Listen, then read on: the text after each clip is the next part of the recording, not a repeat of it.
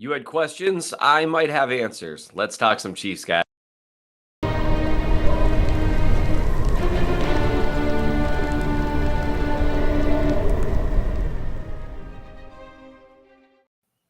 Welcome to the Thursday Mailbag for the Chief in the North podcast. Podcast? Well, I don't know what I would call it, actually. You can tell that this has taken over my brain completely as I try to figure out exactly what to call this. We'll call it the Chief of the North Thursday Mailbag on RGR Football. That's probably a lot more accurate. I'm Seth Kaiser, the Chief of the North, and I'm here to answer your mailbag questions, just like I'm going to be doing every week. Those of you that are here for the live chat, understand I can't see you. I'm recording. I would, if I could, I would transpose myself. That's probably not the right use of that word. And I would make it to where I could read your questions in the future and answer them right now. I would, but I can't. And so, what I'm going to be doing every Wednesday is I'm going to tweet out with something that says mailbag with all caps. I'm going to say, give me your questions. Those of you who aren't on Twitter, who are subscribers to the Substack or who are subscribers to RGR Football, and your question is, Seth, how do I get you a mailbag question then? That's a terrific question that I will try to figure out. The best thing that I can think of right now is rather than putting the question in the live chat, if you want to put a question in the comments afterward, what I can try to do is circle back every week, take a look at any questions that are in the comments and kind of add them to the next week's mailbag. It's the best solution I can come up with rather than putting out a call for mailbag questions every week in the Substack, which kind of clutters it up a little bit, to be honest, or just trying to sift through the live chat questions as well. I'll do the best I can. I'll try to take a look and find some in the past. So if you do have a question for next week's mailbag, which that's a long time from now, but I'll still try to do my best to answer it, put it in the comments afterward. In terms of the live chat, maybe I'll try to take a look at that too. It's hard to say with me. I did take a look at the last one, but again, so if you want to know for sure that I'll see it, you can try to put it in the live chat, but that'll be for next week. You can put it in the comments afterward, or the most efficient way would be to follow me on Twitter. Sorry. Just create a Twitter account. Just follow me, and then you'll see it every Wednesday. There, I've solved all your problems. But I will put out a tweet every Wednesday saying, hey, mailbag question time. So you guys had questions. Hopefully I have answers. This is the most efficient way I can think of doing it, and let's just roll through it. I did write about a couple things this week on my Substack. I'll try to get to that at the end if I have time. But first, I want to make sure that I'm not too hurried to get your questions. So we are just going to roll right through it here. And so I'm going to, let's share that screen just because I know how to do it. And this was actually Jeremy H. asked, I'm a subscriber. Where can I find these and other recordings you speak of? Right here, RGR Football. So that actually made me happy that someone didn't realize that I produce media beyond print. That makes me happy that there's still people that can be surprised occasionally. All right, Mike MG asks, and I think, let's be honest, we all like this tinier version of me, don't we? I do. This is something that I definitely prefer, but I'll still try to shift it back and forth. Mike MG asks, do the three phases take a step forward or back from last year individually and as a complete unit? It is very, very difficult to have all three phases of the game get better in one offseason, especially when you're a Super Bowl contender like the Chiefs were last year. My expectation, the special teams has been consistently good under Dave Taub, and I expect it to be good again this year. They've never really had a year where they were bad. They had a couple of years where they were a little bit inconsistent, but they've never really had a down year under Dave Taub. So I assume that'll be good. So I would call it relatively equivalent. I think the offense, in all likelihood, and this will bother some people, I know we've spent all offseason talking ourselves into the fact that Patrick Mahomes spreading the ball out is a good thing, that they are going to be more efficient, that they are going to design the offense in a way to better handle some of the shells that they were seeing. It's hard for me to believe that you can lose a future Hall of Fame receiver and improve and not take at least a small step back. So here's what I would say with the offense. I think there's a chance that it's more consistent, but I do think in terms of overall statistical output, I expect it to take a small step back. We'll see. I could be wrong. Then the defense, I think simply because they were so poor last year, I expect them to take a small step forward because I do think they've got more speed. I think they've got a little more physicality out there. The linebacker group being exclusively, for the most part, Bolton and Gay, I think is really going to help them. I know Seth, what about Leo Chanel? I'm going to get to that because someone asked me about him. So I think that covers each individual unit. And I think the goal is if the offense can take maybe a small step back, but by the time the end of the year comes, maybe have a little more consistency to it, and the defense takes a step forward, you might end up with a better overall result.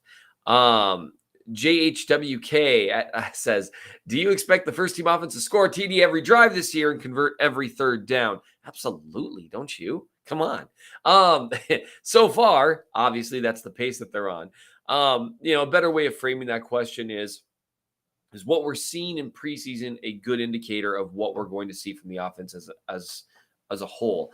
My answer to that would be, generally speaking, not necessarily. And I don't mean that to say the Chiefs offense is going to be worse than what it's shown in the preseason, although it kind of has to by definition, because you can't score every drive. That would be awesome, but you can't. What I mean is, while you can tell things about individual players in preseason, it is hard to take a large overarching point about an entire side of the ball just because the offense is going to look different. Defenses are going to be playing it different. And so I think it's an indicator in terms of the fact that they're still going to be good. That's the best that we've got for right now. But we already knew that, because as long as you have Patrick Mahomes and Andy Reid, you're going to have a good offense. Travis Kelce still looks like he knows how to get open constantly. Really sweating that one out. And one thing I'm interested in is, so far what we've seen with the offense has been without Juju Smith-Schuster by and large, who is the guy who Mahomes was relying on the most during training camp. So he's a guy to keep an eye on. The knee thing is worrisome for me, but they've looked good even without the guy that they plan on counting on a great deal. That's a great sign. Cole Hardman's played kind of limited snaps too. And he's a guy that he's got an important niche in the offense, even though it's kind of a limited one. So I'm excited for the offense, would be a short way of saying that. All right. Terry Jones says, I hear conflicting messages on Leo Chanel, how he's performing. One side says he's a long way from regular playing time. The other side says he's playing well with backups in preseason. What are you hearing, seeing? What is your expectation for him this year? Here's what I would say. Both of those things can be true.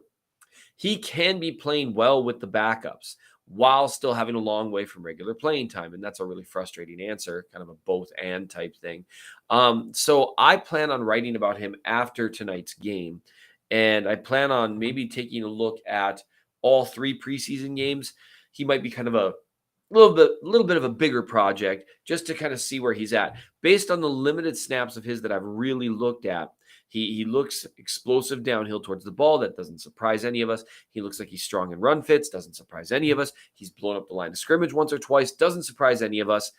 And he looks like he's got some work to do in terms of, how do they say, taking the cheese, in terms of play action, play fakes. There's a little bit of work that he has to do there. He does look a little bit uncomfortable in space. Those are things that can certainly be worked on. So both things can be true. And the reality is, while Willie Gay Jr. and Nick Bolton exist, there's really not a role for Leo Chanel. He's not going to play the weak linebacker position. He's not going to play Will. He's not going to be the guy that's trying to unblocked fly around in space the way Willie Gay Jr. can. He's just not. Willie Gay Jr. is very good at it. He is more athletic than Chanel. I know their testing scores are similar in some ways, but on the film they move differently, with Willie Gay Jr. being a lot more fluid. And he's also, I've said this before, he's one of the most athletic linebackers in the NFL. So that's not really a shot at Chanel. So I would say it's kind of a both and thing, but I need to review more of his film. The problem is being able to play in space matters. And so far, I don't know he's shown a ton of that. And that's something that we were concerned about with Willie Gay Jr. or not Willie Gay Jr., but with Nick Bolton. And he just turned out to just be awesome at everything. Well, awesome. We don't want to get too far ahead of ourselves. He's been competent to solid in coverage, which is impressive. That's better than I thought it would be.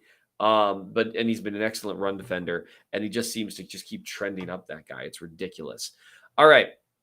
John S. in Idaho says, what are your top 5 areas of concern prioritized for this season? For me, it is 1 defensive line, 2 offensive right tackle, 3 running game, 4 injuries, backups, 5 Mahomes trusting the plan. I don't worry about Mahomes, so I wouldn't put him on there. Injuries are always a top 5 concern.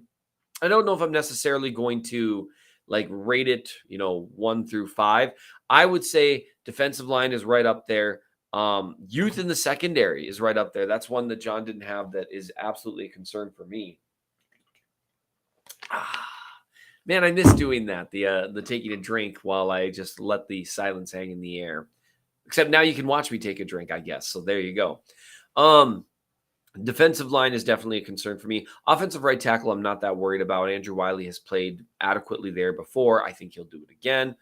The running game is a concern, but I don't know if it's going to be enough to actually torpedo the offense. But considering the lack of flaws on the Chiefs roster, that's definitely a thing. The two biggest thing, honestly, it's the defensive line and then the reliance on young players at the cornerback position. Those are the two things that really freak me out a little bit. Just because it's hard to trust young guys. It's hard to go that direction.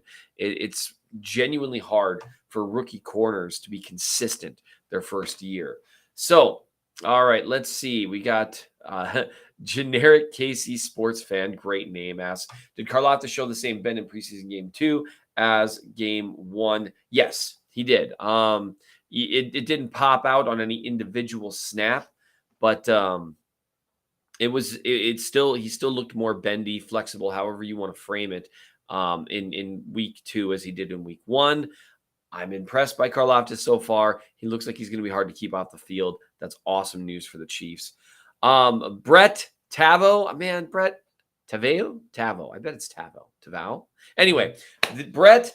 Last week, we had a wonderful moment where I said, you should follow Brett on Twitter. And then it was earlier this week. And then I completely failed to have been following him already. So Brett asks, where can I find a good write-up study of the Chiefs' historically efficient third down offense from 2021? And the only reason I'm doing all this, and as you see, Dan Harms replied, oh, I know. Brett wrote one. Look it up. Chiefs third down offense 2021. Look it up. Buy it. It's an awesome read. It's not that expensive. It is a really good look into each play call the Chiefs made, what they did on third down. It was really, really, really, really good stuff. And a lot of people ask me, how to learn a little more about the game. That's one of the better resources in just really taking a look at what different concepts on offense try to accomplish. So it's really, really great stuff. All right, we've got 1987 George Harrison mullet. Nice. Says, in the recent success, and let's see. Oh, no, I see what he's doing now. Is the recent success of so many Chiefs rookies over the last few years more attributable to the front office? Or do we just now find ourselves in a new age where rookies are more NFL ready than in years past? I know I'm being overly optimistic about the 2022 this soon. It's not that rookies are just more successful than they were in the past. That actually, I personally tend to believe that that's trended the other way a little bit. I think with some of the rules regarding practices and some of the differences now that have become a little more stark between the college game and the pro game, I don't think rookies are necessarily having more success. I think it's the last few years, if 2022 goes the route that it looks like it's going to, we'll see. I think the last few years are attributable to the front office and the coaching staff. You always have to remember that when you see guys develop with mental aspects of their game, technique aspects of their game, that's coaching. Mike Tomlin talks about that. That's a coaching thing, not just a front office thing.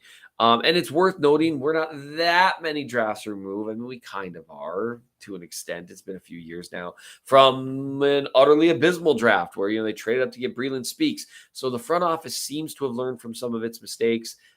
They seem like they're doing a good job with it. Brett Veach is a guy who seems to be really learning the job as he goes. You see, I don't see a lot of the same mistakes necessarily repeated. I had a question from Jiffy asking the biggest remaining concern for the Chiefs heading to the regular season next month. I already addressed that, so I'm not skipping you, Jiffy. Well, I am, but it's only because I already answered it. So in a way, I answered you twice. You're welcome. Third and Long at arrowheadguys.com says, will you read one of my Chiefs poems out loud on your show? I feel like that's a trap. But you know what? Yeah, I sure will. Provided it's family friendly. I do. I'm always nervous about questions like that. But yeah, sure, go nuts. Throw one at me during the next mailbag. I'm excited. Haiku format is bonus points. That sounds like fun to me. Sean Ryan asks, are there any available defensive end, defensive tackles available? We could add to be insurance for Dunlap and his Achilles issues.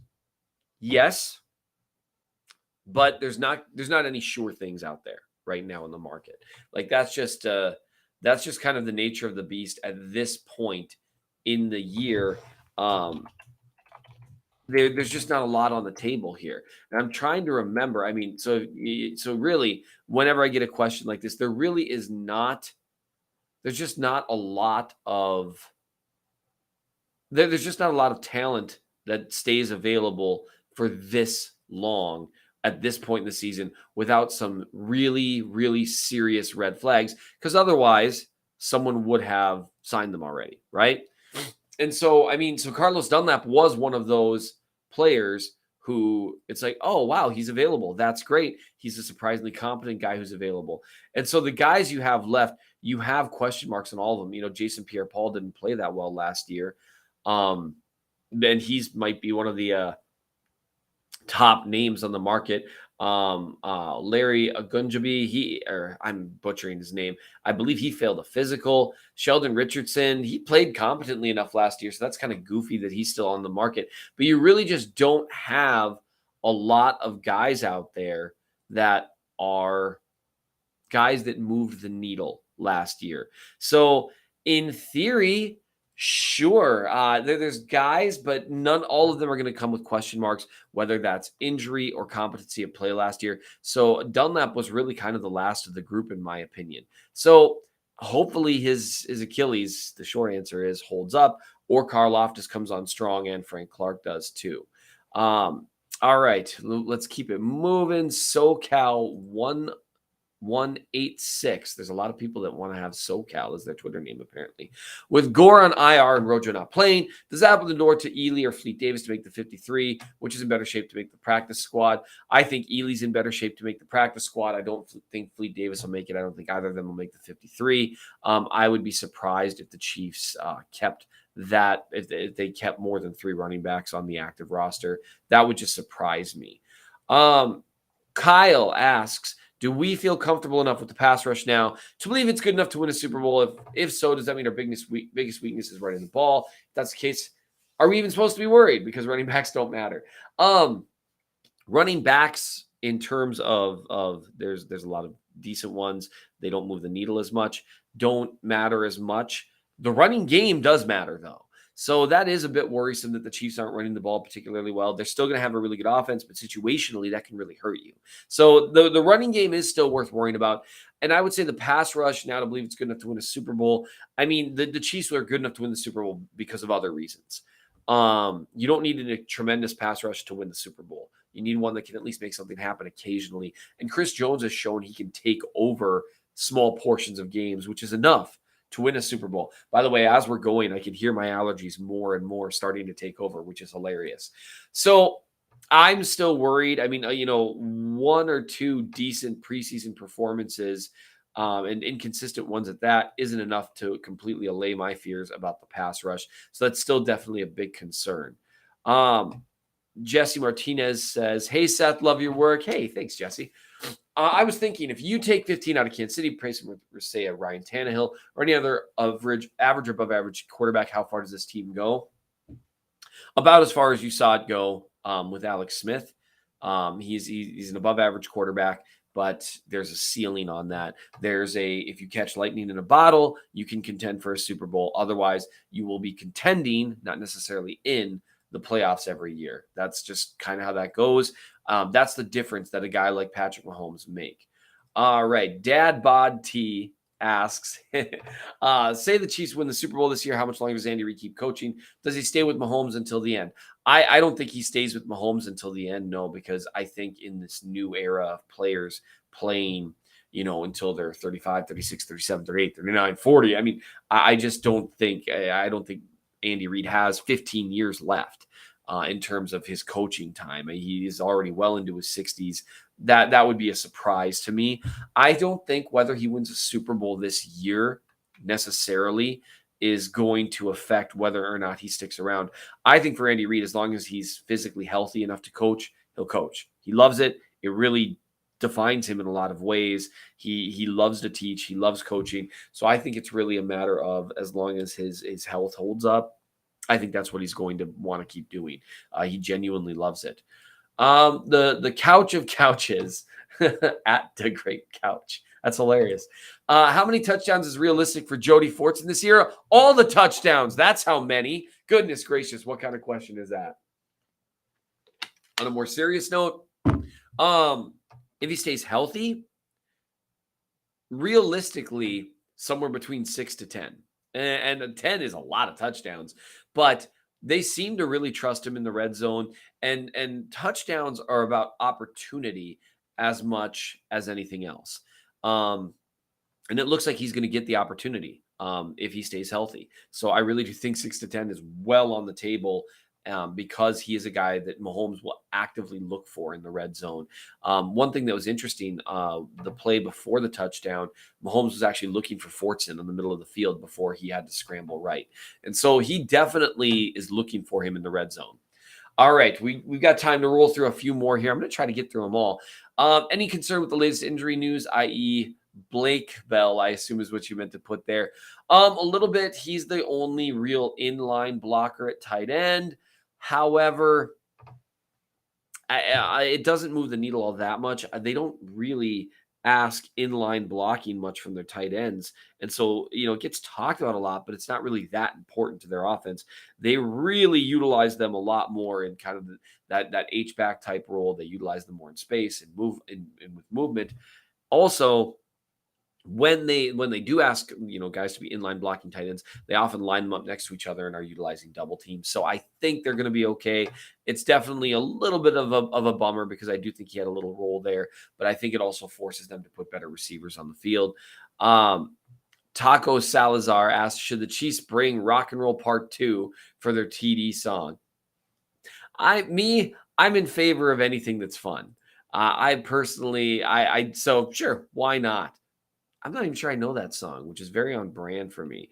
Nick Mullins, you asked me a great question about Medusa being a Gorgon and what happens when Gorgons are born. Do they come out as one giant egg? And see, this is what my mentions look like. Nick, great question. Or does each snake on its head have its own egg? I think it's one egg, personally.